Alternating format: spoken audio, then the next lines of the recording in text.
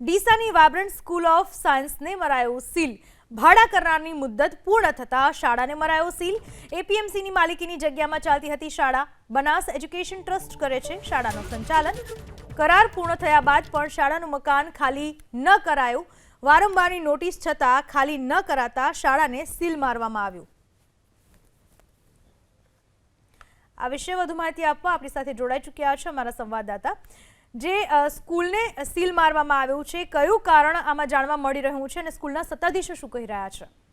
પૂરા મહત્વની વાત છે કે એપીએમસી ની જે માલિકીની જમીન છે ત્યાં વાયબ્રન્ટ સ્કૂલ ઓફ સાયન્સ નું જે બિલ્ડિંગ આવેલું હતું તેમાં હાલ તો સીલ મારવામાં આવ્યું છે, કારણ કે એપીએમસી એ ભાડા કરારના આધારે આ જે સંકુલ છે તે વાપરવા માટે આપ્યું હતું। જોકે સતત 3 નોટિસ આપ્યા બાદ પણ જે સ્કૂલ દ્વારા ખાલી ના કરાતા બિલ્ડિંગ નું જે વર્ષ 2011 થી 2021 સુધીનો જે કરાર હતો તે કરાર હેઠળ જ આ સ્કૂલ ને ભાડા કરાર ઉપર આપવામાં આવી હતી।